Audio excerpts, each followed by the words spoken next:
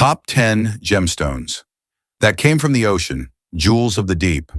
Most gemstones are born in fire, deep in the Earth's mantle, forged by heat and pressure. But not these. These were shaped by currents, coral reefs, and creatures that breathe and bleed. Scattered across the ocean floor and hidden within sunken volcanoes lie nature's most overlooked treasures. Gemstones not mined, but washed, grown, and transformed by the sea itself.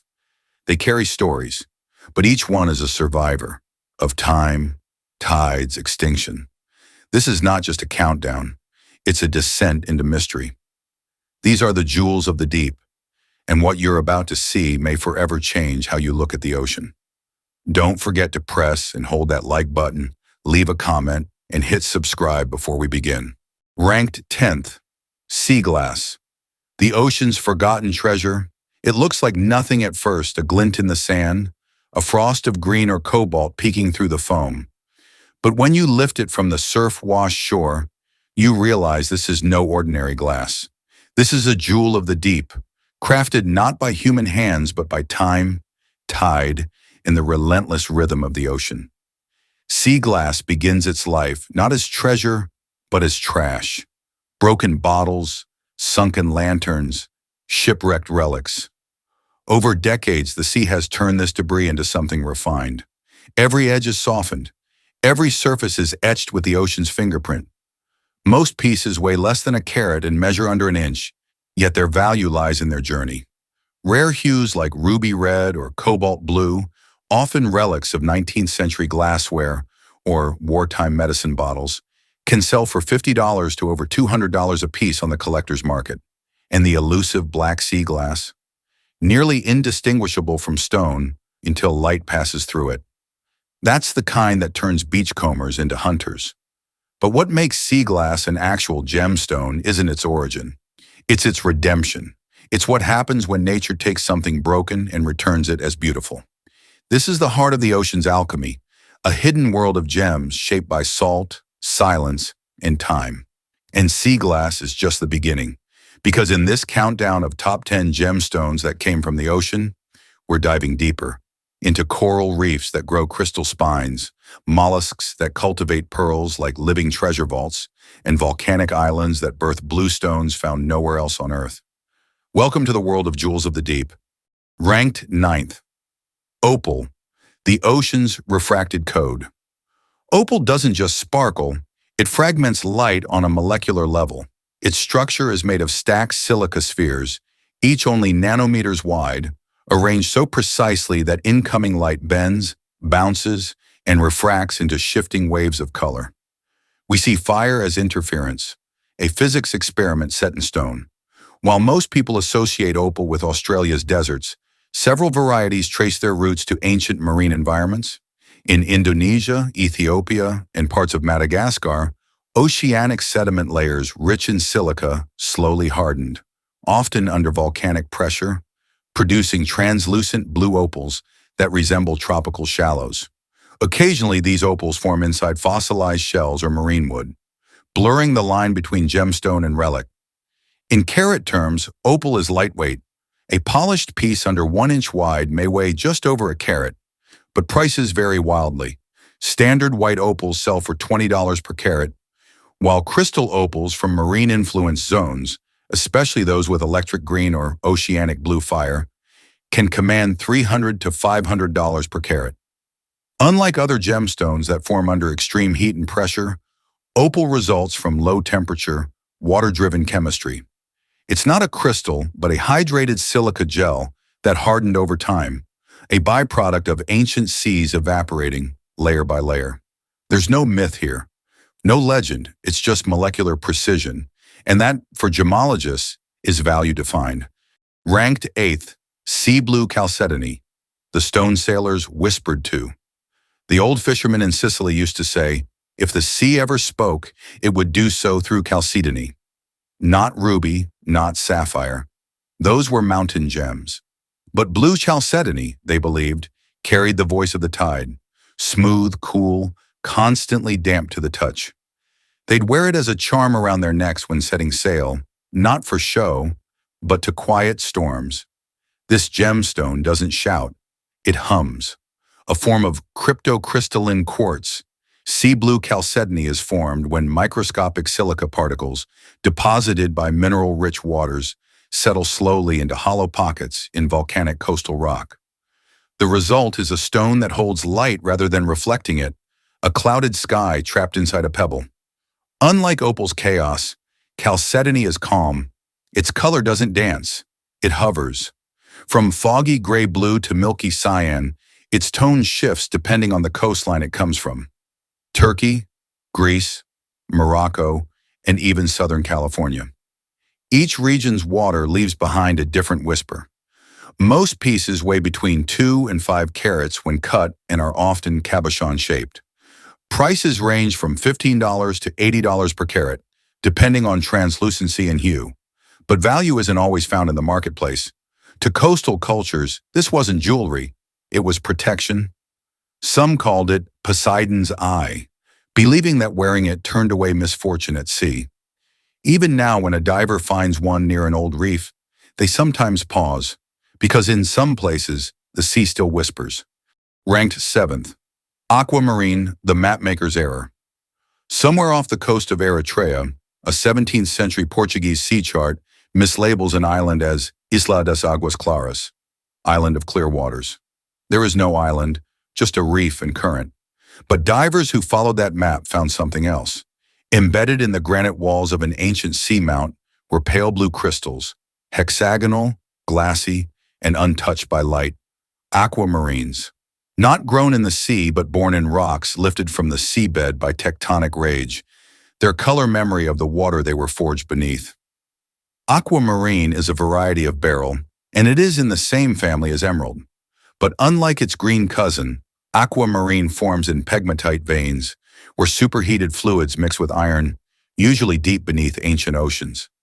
As those seas retreated and continents buckled, the stone was left behind, locked in folded rock, often mere miles from today's coasts. Cut stones usually weigh between 3 and 15 carats, but museum-grade specimens, crystals over 3 inches long, have sold for $20,000 or more, especially when color saturation reaches that coveted Santa Maria deep blue. Still, clarity matters more than weight here. Inclusions are rare and undesired. Ancient sailors once believed aquamarine came from the treasure chests of sea nymphs, spilled during storms. Geologists know better. It's the solidified memory of a vanished sea misfiled in the Earth's crust. And every time someone finds it, the map gets rewritten. Ranked 6th. Larimar, the stone that shouldn't exist. A sky blue gemstone found on a tropical island, formed by volcanic fire yet cooled by ancient seawater. That's Larimar, and according to textbook geology, it shouldn't be real. Discovered only in 1974 in a remote mountain riverbed of the Dominican Republic, Larimar is a rare blue variety of pectolite, commonly a gray, chalky mineral found in basalt. But here, something went wrong, or perhaps perfectly right. Geologists traced its origin to submarine volcanic vents where superheated magma met the mineral-rich waters of a long-vanished Caribbean trench.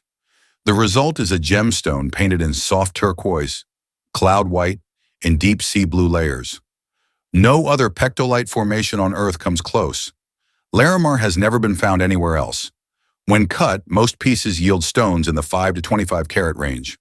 Top-quality Larimar with intense blue saturation and minimal veining can fetch $15 to $40 per carat, but prices spike sharply for untreated, large cabochons.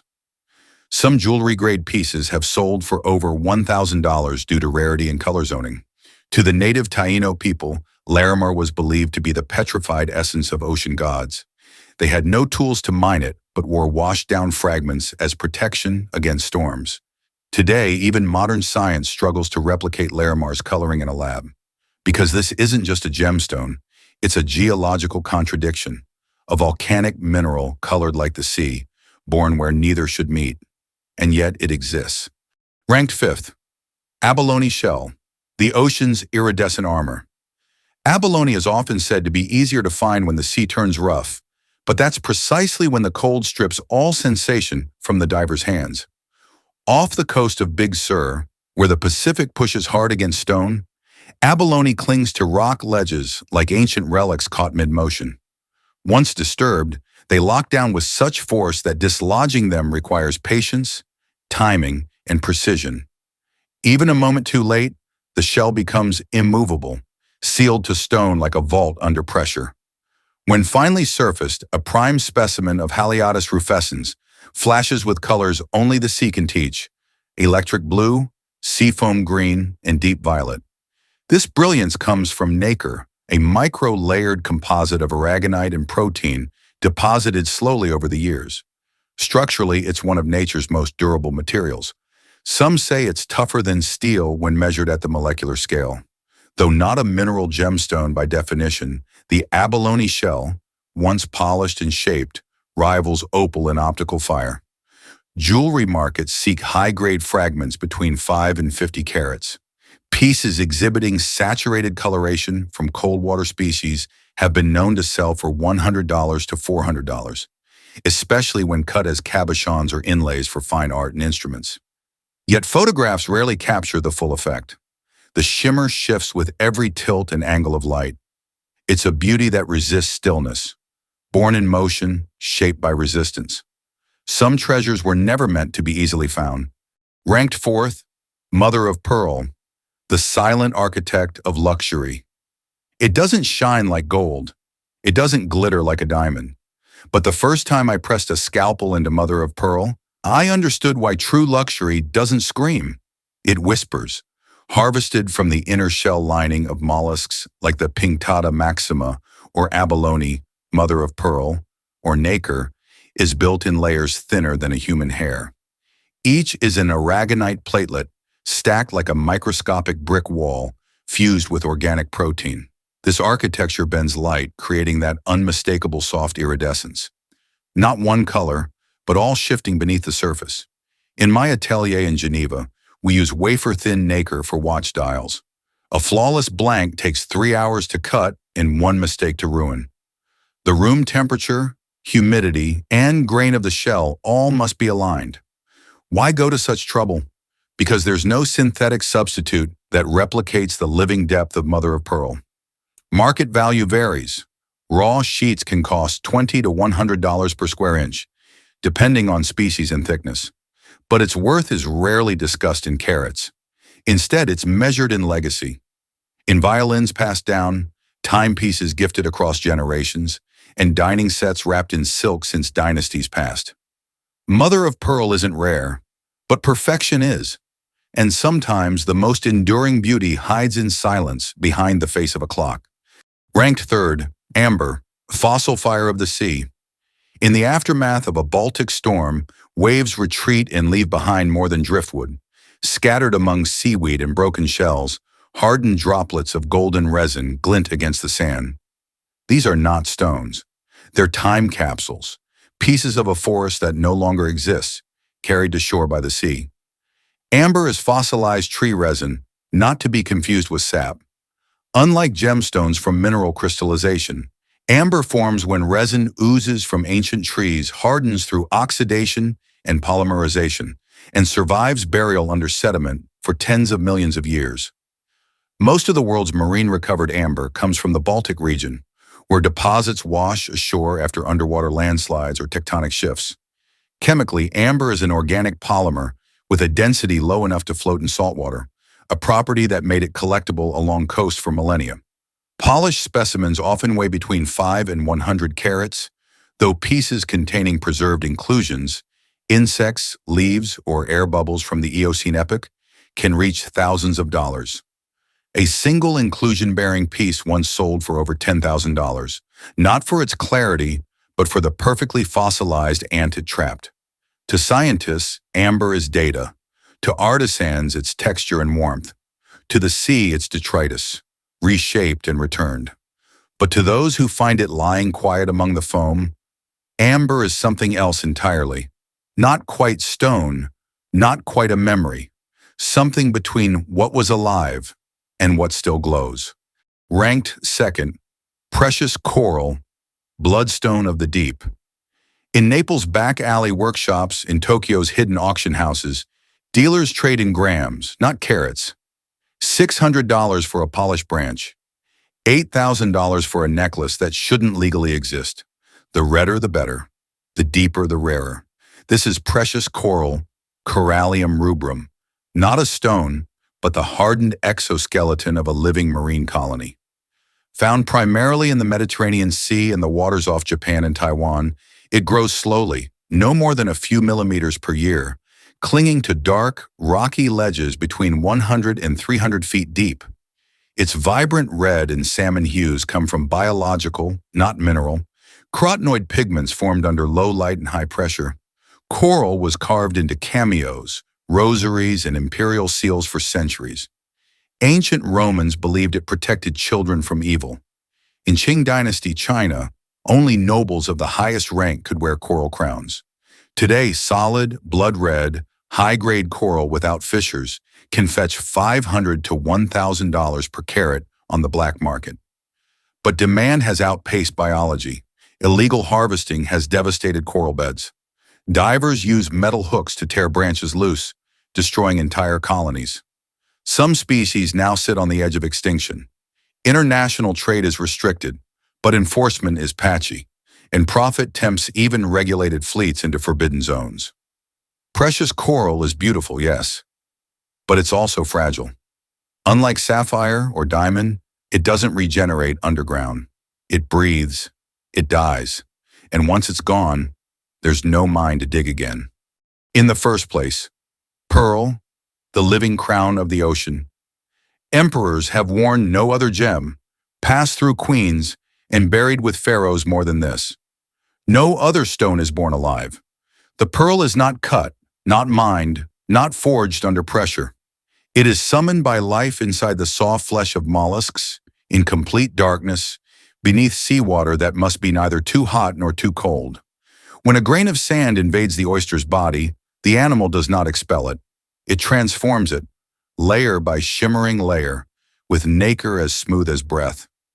This biological alchemy can take 2 to 5 years, depending on water purity, temperature, and species. Natural pearls, unseeded, unprovoked, are vanishingly rare.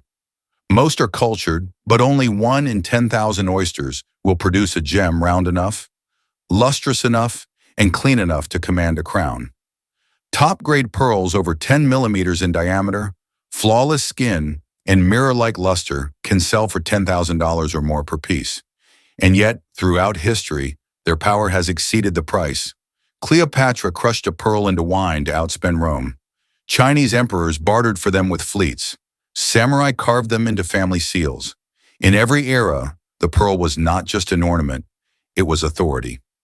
Even now, deep in the bays of Tahiti, Japan, and the Persian Gulf, divers descend in silence, seeking not stone, but symmetry, not color, but calm light suspended in fluid. This is the only one crafted by instinct, not eruption, among all ocean-born jewels. Not even diamonds breathe, but pearls do. It is said that the ocean keeps its secrets, but now and then it gives something back, not in the form of sunken treasures or lost ships, but in stones shaped by time, salt, and silence. Every gem we discover is more than just a piece of jewelry. It is a piece of the Earth's forgotten memory, a record of movement, life, and transformation. The sea does not mine, it refines. And these rare gems born from the ocean leave behind beauty and a quiet truth. What is hidden is not worthless. It is simply waiting to be seen. Let us know which resonates with you in the comments, and don't forget to like and subscribe to our channel for more content like this.